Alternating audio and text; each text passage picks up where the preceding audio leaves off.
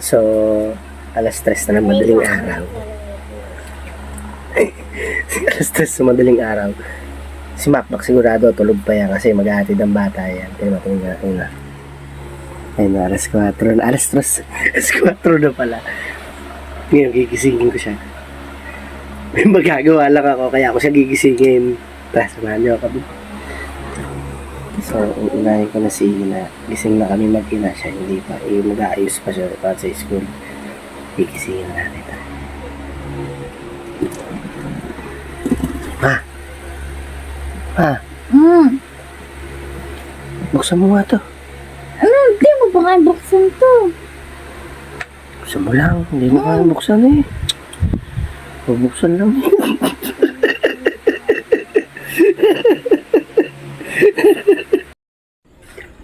Punta ako sa bahay nila.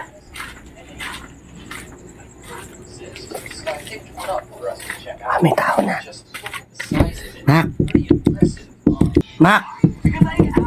Ano yan? Buksan mo to, buksan mo. Saan ka? Gising na yung anak, tulog. Gising na yung anak, tulog pa. Tulog pa? Gising natin. Parang tulog na tulog yan. Boy. Boy. Gising. Buksan mo nga ito. Buksan mo nga. Uy. Buksan mo nga ito. Anak. Hindi, si Papa. Buksan mo nga. Buksan mo lang.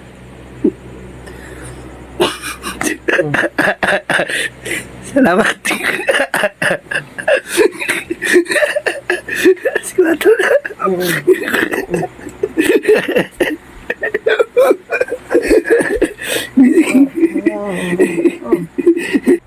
As 4 na. Nauna pa sa'yo anak mo. So yung bayaw ko naman, gigisingin natin para pagbukas lang nata.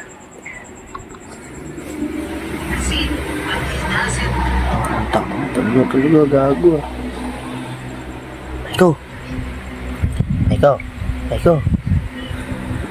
Ano nga, buksan mo nga ito. Buksan mo nga.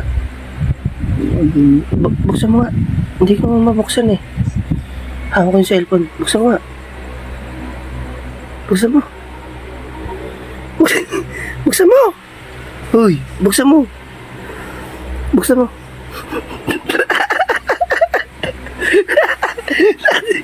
Uy, nasi yan. Ha? Nasaan? Tulog na tulog ka.